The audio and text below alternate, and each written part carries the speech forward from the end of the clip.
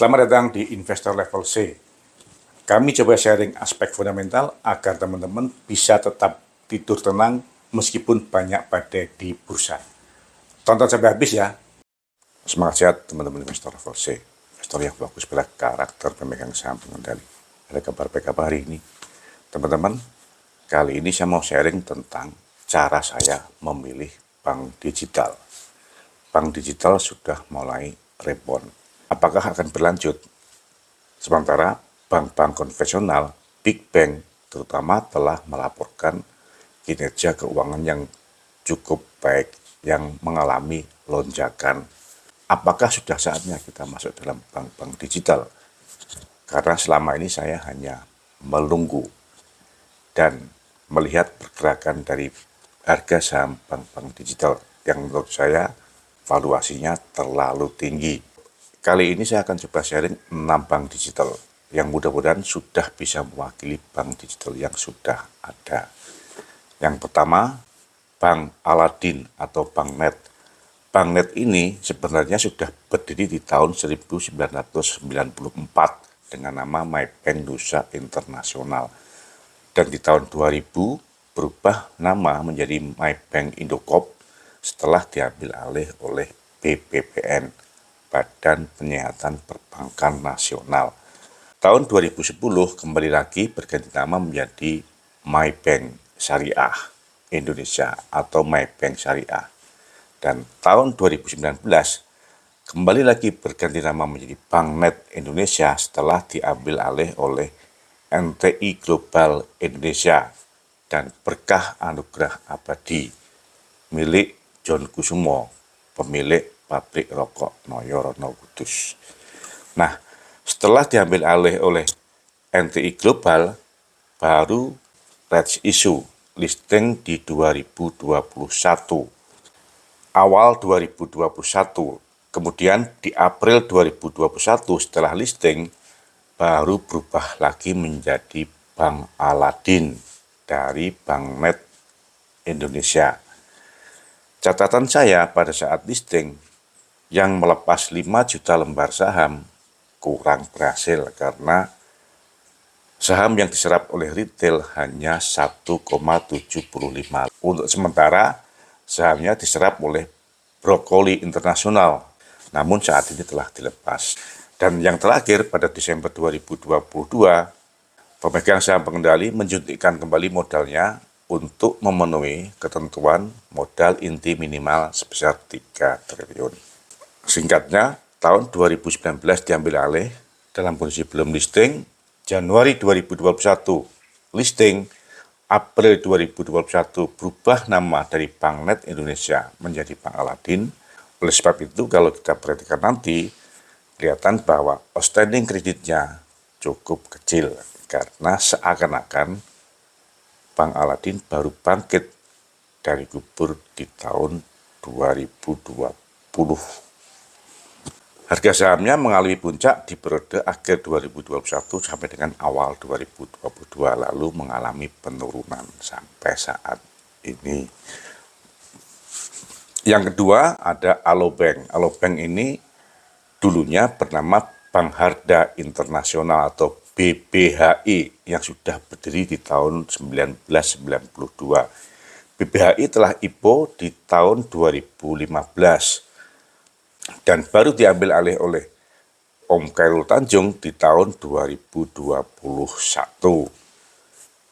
Tahun 2022, Om Khairul Tanjung menarik Bukalapak, Grup Salim, dan Traveloka dengan memberikan hak rates-nya secara cuma-cuma.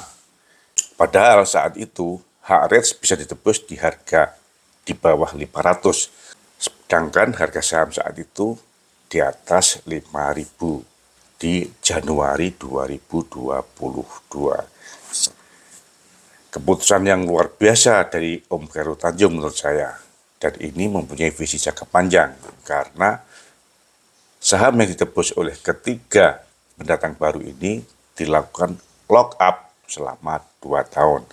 Lock up maksudnya ketiga pihak yang baru masuk ini tidak boleh melepas sahamnya selama 2 tahun. Jadi bisa dipastikan ini merupakan keputusan yang strategis buat Khairul Tanjung untuk mengembangkan Alobank. Harga sahamnya sama dengan bank-bank digital yang lainnya di akhir 2021 sampai dengan awal 2022 mengalami lonjakan yang luar biasa, dan setelah itu mulai menurun kembali. Yang ketiga ada Bank Neo atau Neo Commerce Bank yang dahulunya merupakan BPYD, Bank Yuda Bakti. BPYD menjadi bank digital sejak masuknya Aku Laku Silver Indonesia yang merupakan grup dari Jack Ma di tahun 2019. Dan BPYD atau Bank Neo ini dulunya dimiliki oleh Asabri. Setelah Aku Laku masuk di tahun 2019 dan muncul masalah di Asabri terkait dengan Om Beni Cokro, maka Asabri perlahan-lahan keluar. Dan akhirnya tahun 2021 Asabri sudah tidak memegang lagi saham Bank Neo, dilepas ke retail. Dengan demikian, Bank Neo merupakan satu-satunya bank digital yang porsi retail memiliki saham tertinggi. Dan saat ini posisi retail sudah menggenggam lebih dari 57% saham Bank Neo. PSP, Aku Laku Silver Indonesia, hanya menggenggam 26%. Harga sahamnya sama dengan bank-bank digital yang lainnya, mengalami puncaknya di akhir 2021 sampai dengan awal 2022, lalu kembali turun. Selanjutnya ada Bank Raya. Bank Raya ini dulunya bernama Agrobank yang diambil alih dari dana pensiun perkebunan oleh BRI di tahun 2010, jauh sebelum tumbuhnya bank-bank digital. Dan dengan tumbuhnya bank digital, Agrobank ini dijadikan BRI sebagai kendaraannya untuk masuk ke digital banking. Dengan demikian, Bank Raya merupakan salah satu bank digital yang sudah lama dimiliki oleh pemegang saham saat ini, bukan bank yang beralih pemegang saham pengendalinya. Harga sahamnya sama juga, mengalami puncaknya di akhir 2021 sampai dengan awal 2022, lalu mengalami penurunan. Yang kelima ada Bank Jago yang dahulunya bernama Bank Artos Indonesia di Bandung. Bank Artos Indonesia ini awalnya merupakan bank milik keluarga Artos Hadi. Pemegang saham berubah sejak 2019 dengan masuknya metamorfosis ekosistem Indonesia, dan keluarga Artos hilang dari daftar kepemilikan. Setelah diambil alih tahun 2019 oleh metamorfosis ekosistem Indonesia, tahun 2020 metamorfosis menarik dompet kreasi anak bangsa yang merupakan grup dari Gojek. Harga sahamnya juga sama dengan bank-bank digital lainnya, mengalami puncak di akhir 2021 sampai dengan awal 2022, lalu turun kembali. Dan yang keenam ada Bank Amar.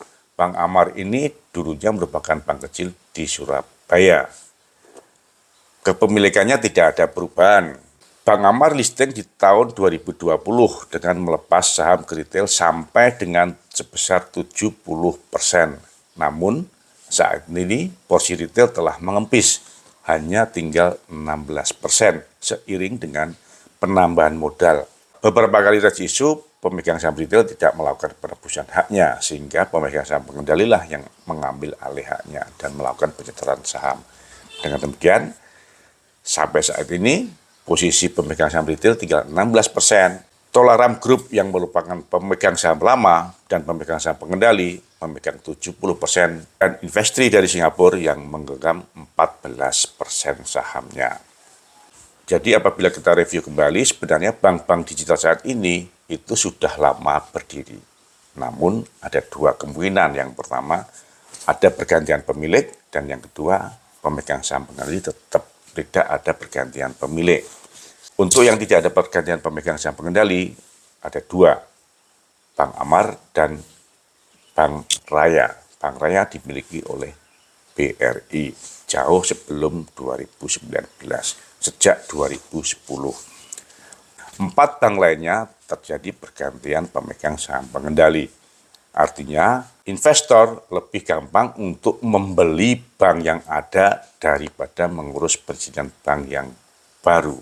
Dan menurut saya yang perlu kita lihat, 6 bank ini yang dijadikan bank digital, itu asal-usulnya bagaimana? Apakah dari bank yang sehat atau bank yang sakit, yaitu bank yang mempunyai non-performance loan atau NPL yang tinggi. Saya menarik data dari BEI, dari widx.co.id. Saya monitor sejak tahun 2018, ke-6 bank ini berapa dan bagaimana kualitas kreditnya. Saya dapatkan untuk Bank Aladin, posisi kredit baru muncul di tahun 2021. Bahkan sampai saat ini baru mencapai 305 miliar. NPL-nya masih 0. Dengan demikian, dapat kita simpulkan bahwa Bank Aladin sebelumnya merupakan bank yang tidur dan diambil alih oleh grup Noyorono Kudus dalam posisi tidur. Hanya perizinannya saja yang ada. Atau banknya masih hidup namun tidak menyalurkan kredit, hanya mengumpulkan dana saja. Yang kedua, untuk Alobank. Alobank ini sejak tahun 2018 sampai dengan saat ini NPL tertinggi di tahun 2019 yang mencapai 10,16%. Alobank diambil alih oleh Om Heru Tanjung tahun 2021. Sehingga bisa kita simpulkan pada saat diambil alih oleh Om Heru Tanjung, bank ini dalam kondisi sakit sebelumnya. Namun saat ini kondisinya sudah bagus karena non-performance loan-nya atau NPL-nya sudah 0%. Untuk Bank Neo atau dulunya BBYB, Bank Yuda Bakti, NPL tertinggi di tahun 2018 mencapai 15,75% dan bertahap turun, dan pada saat diambil alih di tahun 2020 NPL-nya masih dalam posisi 4%. Dengan demikian, menurut saya Bank Neo diambil alih dalam kondisi yang tidak sehat. Saat ini posisi NPL-nya sudah membaik menjadi 1,79%. Sebagai catatan, posisi September 2022, NPL rata-rata perbankan nasional di angka 2,65%. Yang keempat, untuk Bank Agro, NPL tertinggi dialami di tahun 2019 mencapai 7,66%. Lalu mulai menurun dan saat ini sudah menjadi 2,05% di posisi September 2022. Agrbank tidak mengalami perubahan kepemilikan. Untuk Bank Jago atau yang dulunya bernama Bank Arto, NPL tertinggi di tahun 2018 sebesar 6,16%. Bank Jago diambil alih di tahun 2020 dengan posisi NPL 0% dan posisi kredit saat itu 908 miliar. Apabila kita lihat, Bank Jago ini dari bank yang sakit, namun ada kemudahan karena posisi bagi debitnya atau outstanding pinjamannya pada saat diambil alih masih di bawah 1 triliun, sehingga penyelesaian kredit macetnya relatif lebih gampang. Nominalnya masih cukup kecil. Dan yang keenam, untuk Bank Amar yang tidak mengalami perubahan nama dan tidak mengalami perubahan kepemilikan, sejak tahun 2018 NPL-nya selalu tinggi dan cenderung meningkat. Tahun 2018 NPL-nya hampir 5% dan saat listing mencapai 7%. Saat ini bahkan naik lagi menjadi di atas 8%. Untuk menilai kinerjanya, saya fokus pada 3 hal. Yang pertama di laba rugi, yang kedua di loan to deposit ratio atau LDR, dan yang ketiga di persentase NPL-nya. Saya dapatkan untuk Bank Aladin Posisinya di September 2022 masih rugi 146 miliar. LDR-nya 60% dan NPL-nya 0%. Dengan nilai kredit yang masih rendah hanya 302 miliar dan LDR 60%, menurut saya Bank Aladin belum berfungsi sebagai bank yang tugas utamanya adalah menjadi lembaga intermediasi. Untuk itu, saya tidak tertarik dengan Bank Aladin karena fungsinya tidak berbeda jauh dengan Linknet, dengan Tokopedia, dan lain-lain. Fungsi perbankannya belum jalan. Ini kita maklumi karena Bank Aladin diambil dari bank yang tidur. Pada saat diambil alih, posisi kreditnya 0. Yang kedua, untuk Bank Amar, saya juga tidak tertarik karena posisi NPL-nya sangat tinggi, di atas 8,14%. Posisi NPL bank rata-rata sebesar 2,65%, sehingga ini sudah jauh di atasnya dan sudah nggak sehat. Oleh sebab itu, Bank Aladin dan Bank Amar saya coret dari watchlist saya.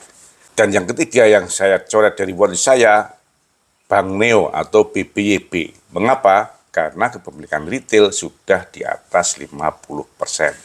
Pemegang saham pengendali hanya mempunyai kepemilikan saham kurang dari 50%. Visinya menurut saya sudah nggak kuat. Meskipun NPL-nya hanya 1,79%, namun LDR-nya cukup rendah, hanya 71%. Dalam catatan saya, LDR yang optimal antara 90 sampai dengan 110%. Sehingga bank bisa melaksanakan fungsi intermediasinya secara optimal. Dengan demikian, dari 6 bank digital ini, yang masuk dalam watchlist saya hanya Alobank, Bank Raya, dan Bank Jago.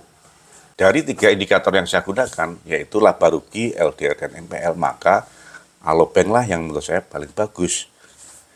Karena semua indikatornya tertinggi di antara 2 bank yang lainnya.